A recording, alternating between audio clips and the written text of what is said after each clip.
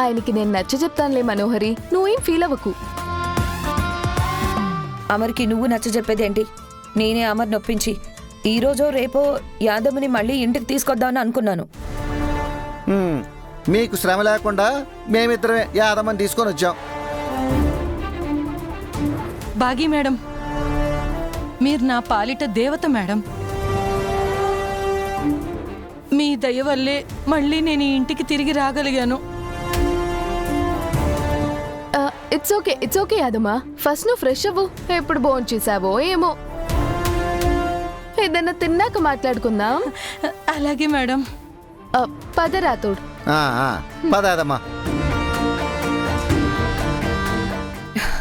జై ఏంటి బాగీని దేవత అది ఇది అని నన్ను పొగుడుతున్నావు? మరి నన్ను ఇంటికి తిరిగి తీసుకొచ్చింది బాగీ మేడమే కదా మనోహరి. నిన్ను ఈ ఇంటి నుంచి తరిమేసింది కూడా అదే, మర్చిపోయావా? అయినా ఎందుకు నిన్ను మళ్ళీ ఇంటికి తీసుకొచ్చినట్టు?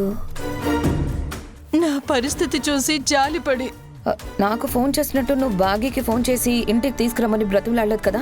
నీ మీదొట్టు మనోహరి, నేను అలా ఏం చేయలేదు.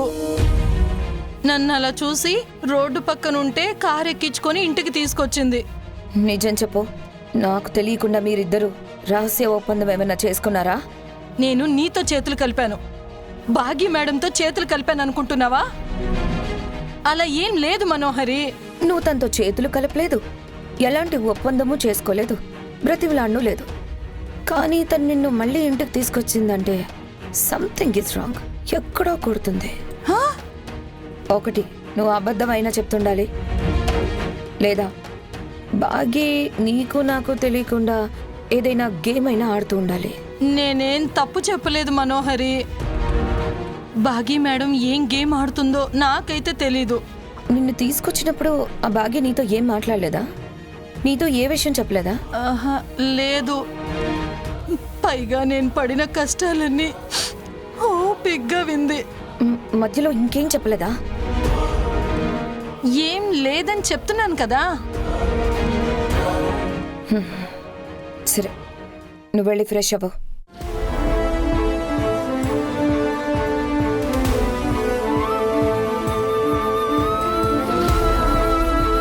కారణం లేకుండా బాగి ఏ పని చేయదు. నిన్న చంబాని తనే కావాలని పంపించేసి ఈరోజు తనే ఇంటికి తీసుకొచ్చిందంటే బాగి ఏదో చేయబోతుంది.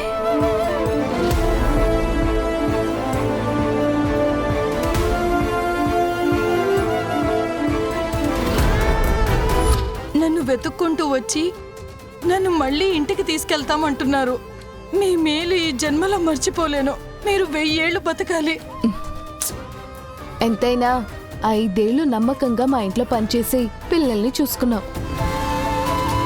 నిన్ను వదులుకోవడం మాకు బాధగానే ఉంది యాదమ్మా. నీలాంటి నమ్మిన బొంటుని, విశ్వాసం గల మనిషిని నేను ఎక్కడా చూడలేదు యాదమ్మా. జరిగింది మనసులో పెట్టుకోకుండా నువ్వు మళ్ళీ మా ఇంటికి వస్తున్నందుకు చాలా థ్యాంక్స్ యాదమ్మా. రాతోడ్, ఇలా ఇవ్వు.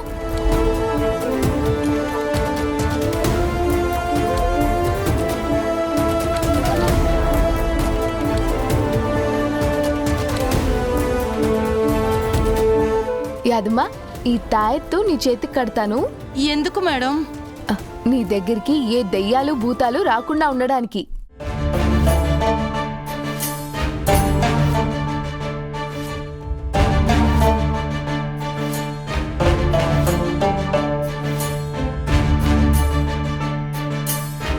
ఇక నీ దగ్గరికి ఏం వచ్చినా మాకు తెలుస్తుంది. ఏంటి మేడం? అదే, ఏ దుష్ట శక్తి నీ దగ్గరికి రాదు అంటున్నాను. సరే సరే, వెళ్దామా? పదండి పదండి.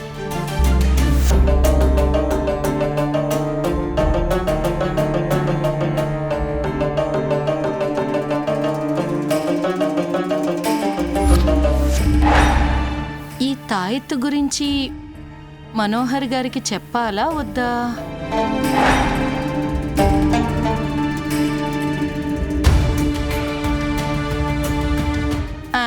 ఇందులో చెప్పడానికే ఉంది, ఉట్టి తాయితే కదా.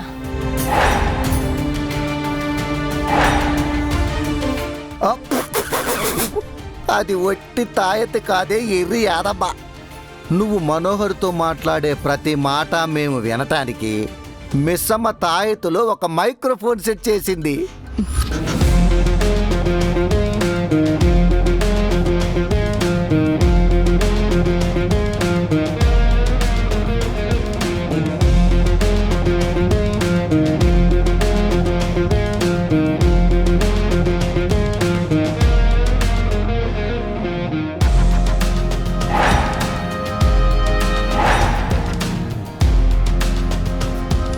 మనోహరిని ఇంటి నుంచి పంపించాలంటే మనకి సరైన సాక్ష్యాలు కావాలి కదా రాథోడ్. అందుకే కదా మిస్సబ్బా మనోహర్ గారి స్నేహితురాలైన యాదమ్ని ఎతికి మరీ ఇంటికి తీసుకొచ్చా. ఈ క్షణం నుంచి మనోహరి యాదమ్మ ఏం మాట్లాడుకున్నా మనం ఈ రిసీవర్ నుంచి వినొచ్చు. మనం వినొచ్చు, కావాలంటే సారు కూడా వినిపించవచ్చు. భలే ప్లాన్ చేసావు మిస్సమ్మ. నేను వల వేశాను రాథోడ్, ఇక చేపలు ఎప్పుడు పడతాయో చూడాలి. మీరేమి ఇక్కడ చేపలు పడుతున్నారు? మా సార్ అక్కడ రణవీర్ అనే పెద్ద తిమింగలాన్ని పెట్టాడు. వాడెప్పుడు నోరు తెరుస్తాడో ఏంటో.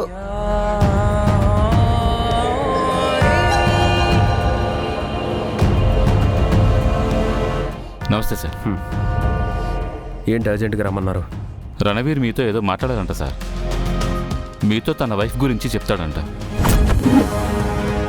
వాట్? సడన్గా వాళ్ళు ఈ చేంజ్ ఏంటి? ఏమో తెలీదు సార్. ఇందాక తన లాయర్ వచ్చారు. బెయిల్ కోసమని ఎవరికో ఫోన్ చేశారు. అట్నుంచి సరైన రెస్పాన్స్ రానట్టుంది. అందుకే మీతో నిజం చెప్పాలనుకుంటున్నాడేమో.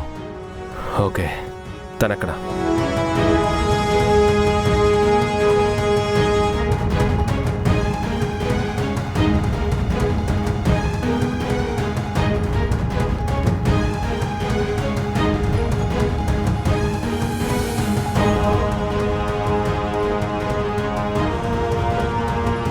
ఎలా ఉన్నావు రణవీర్?